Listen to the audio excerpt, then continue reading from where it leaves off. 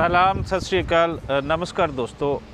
इस वेले मैं पहुंचा वा क्रीक हार्बर जिहड़ा कि एक नवा एरिया बनाया गया है, नवा वसाया गया है। और अगर असी कहिए कि एक नवा शहर वसाया जा रहा है इसके आसे पासे, तो ये भी गलत नहीं होएगा। कोई अगले चंद सालों के विच तुसी देखोगे कि इस साइड ते दुबई जिहड़ा है वो ज़्यादा वसेगा।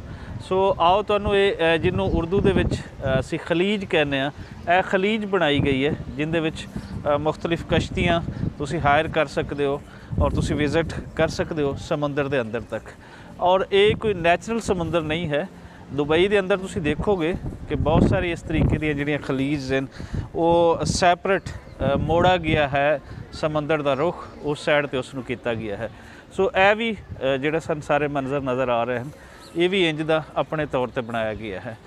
तारक साहब की कहते हो, कुछ दसो इस दे बारे। हाँ जी, दुबई की जिन्नी भी डिवेलपमेंट हुई है ये यांदे ने किया है कि समंदर नूं खुश्क करके उत्थे आबादियां कायम कीतियां ने, या फिर आलरेडी जिथे जमीन है जमीन नूं नीवियां करके ते उत्थे समंदर का पानी लिया के खलीजां बनाईयां, मुख्तलिफ तरह दी तफरीकावां बनाईयां ने और नाल नाल रिहायशी आबादियां रिहायशी मनसूबे भी बनाए ने।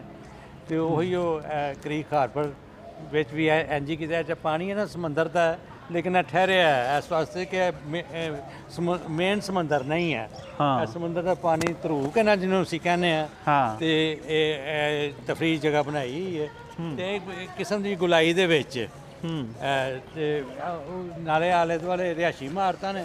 हाँ, इस साइड पे KFC पिज़्ज़ा हट थले एरिया ना जो रखा है एंटरटेनमेंट वाला और शॉपिंग वाला और जो तफरी वाला खान पीन वाला वो सारा थले वे विजिटर आते हैं तफरी करते हैं इत्थे। और इस टाइम ते इस वेले सवेर के टाइम भी काफ़ी ज़्यादा लोग इत्थे आए हैं, बच्चों के नाल वॉक कर रहे हैं, घूम रहे हैं। चलो हुण तुसीं थोड़ा जिहा समंदर पानी वाल जरा आओ उत्थों लैके चलना। अच्छा, इत्थे जिहड़े पाम दे ट्री इन खजूर दे बड़े जगह नज़र आते हैं। ये अरब दे कल्चर दे नाल जुड़े होए दरख्त। हाँ बिल्कुल जी, इन्हां नूं ट्रांसप्लांट किया जाता है। उन्हें अपने दरख्त जिहड़ा लिया के ते इत्थे गड्ढे लिया के ते गड्ढे जाते हैं। ਇਹਦੇ ਵਿੱਚ ਮੁxਤਲਿਫ बोट्स ਇਹ ਤੁਸੀਂ ਹਾਇਰ ਕਰ ਸਕਦੇ ਹੋ और ਇਹਦੇ अंदर समंदर ਦੇ अंदर ਤੁਸੀਂ ਜਾ ਸਕਦੇ ਹੋ। राइट साइड ਤੇ जिस साइड ਤੇ कैमरा ਤੁਹਾਨੂੰ ਦਿਖਾ ਰਿਹਾ है ਇਸ ਤੇ ਕੋਈ 1 किलोमीटर ਪਿੱਛੇ ਹੈ ਫੈਸਟੀਵਲ ਸਿਟੀ।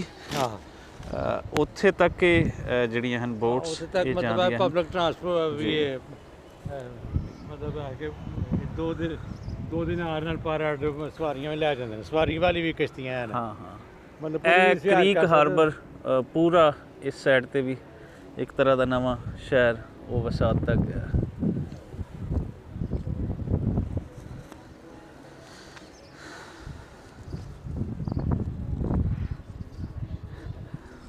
चलिए आगे। हाँ भाई, ठीक हो? हाँ, इंडिया से कौन सी स्टेट है? यूपी से। अच्छा अच्छा, यूपी कौन सा सिटी है? आजमगढ़ मशहूर आजमगढ़। हाँ ठीक है। तो कितना अर्सा हुआ यहाँ पर? इधर अभी आके 1 साल। 1 साल हुआ। अच्छा, एम्प्लॉई है उससे एसी का? हाँ, एम्प्लॉयज़ कंपनी का किसे रसलखोर।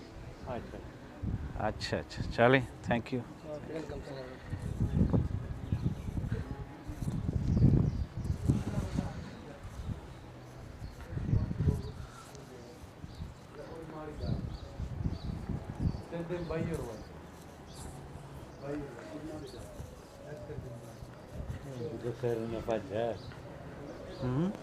हाँ, सिर न बच जा।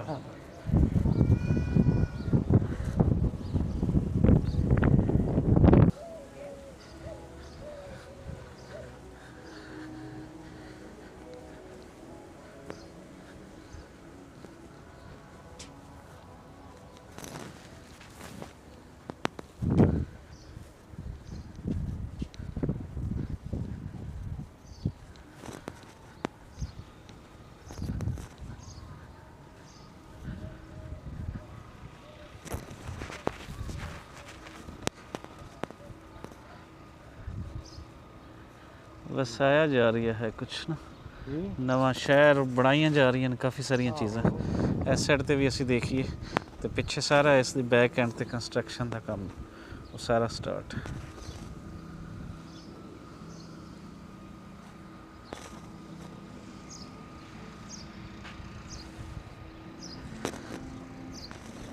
ਔਰ ਇੱਥੇ ਅਸੀਂ ਠਹਿਰੇ ਹੋਏ ਹਾਂ ਇਹ ਜੋ ਸਾਹਮਣੇ ਬਿਲਡਿੰਗ ਤੋਂ ਨਜ਼ਰ ਆ ਰਹੀ ਇਹਦੀ 19ਵੀਂ ਮੰਜ਼ਿਲ ਤੇ ਸੋ ਉੱਪਰੋਂ ਦੇ ਵਿਊਜ਼ ਵੀ ਬੜੇ ਖੂਬਸੂਰਤ ਵਿਊਜ਼ ਹਨ